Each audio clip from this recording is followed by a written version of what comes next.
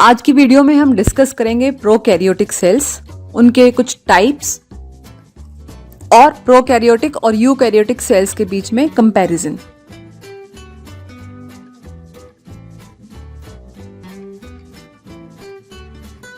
ये जो दिखाई दे रहा है ये एक बैक्टीरिया का सेल स्ट्रक्चर है, यानी प्रोकैरियोटिक सेल का एक एग्जाम्पल।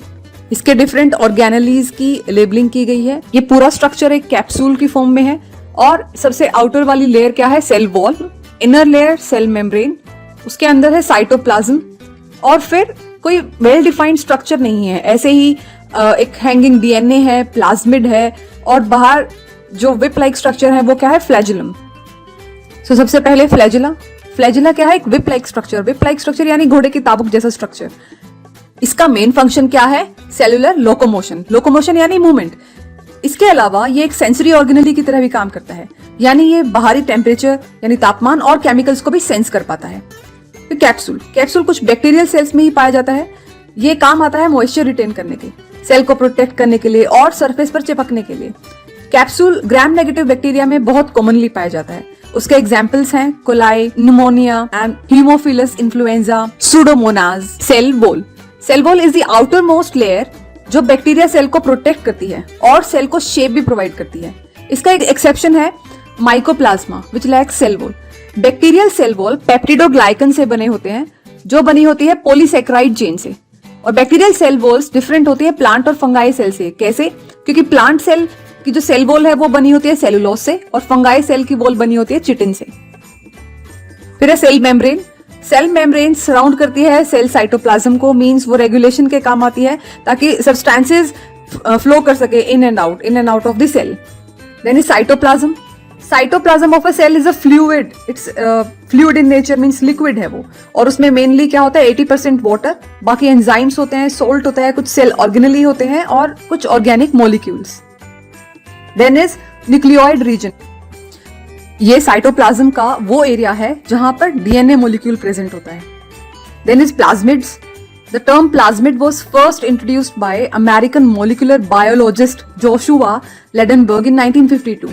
प्लाज्मिड एक डीएनए मॉलिक्यूल है जो ज्यादातर बैक्टीरिया में पाया जाता है और ये अपने आप को रेप्लिकेट कर सकता है। It can replicate independently of chromosomal DNA. ये क्रोमोसोमल डीएनए से डिफरेंट है and they are double stranded and circular.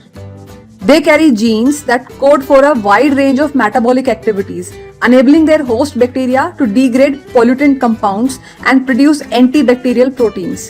Then comes the morphology of prokaryotic cells. Prokaryotic cells को क्लासिफाई किया जा सकता है उनकी शेप्स के बेसिस पे। Like first is Vibrio. क्यों? क्योंकि इसकी शेप कैसी है? कोमा शेप्ड, कोमा जैसी है। Then is Spirillum, like spiral.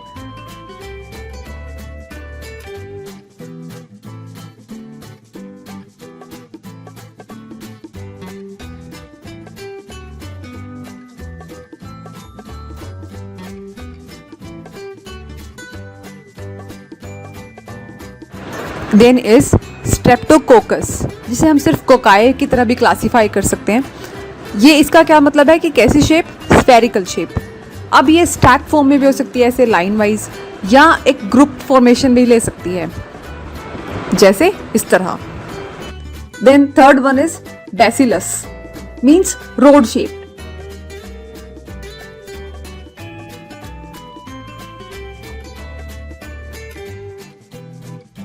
Then is Spirocati, means spiral shaped. This has been discussed earlier also. Now, अब क्या है? बैक्टीरिया में जो सेल वॉल है वो दो तरीके से हो सकती है। एक है ग्राम नेगेटिव और दूसरी ग्राम पॉजिटिव। इनका नाम ग्राम स्टेम नामक टेस्ट रिएक्शन से दिया गया। ग्राम नेगेटिव बैक्टीरिया जो है वो रिलेटिवली थिन सेल वॉल वाले होते हैं। उसमें कुछ लेयर्स होती हैं पेप्टिडोग्लाइकन और which are surrounded by a second lipid membrane containing lipopolysaccharides and lipoproteins. In contrast, gram positive bacteria में क्या होता है? उसकी cell wall thick होती है and it contains many layers of peptidoglycan and picoic acids.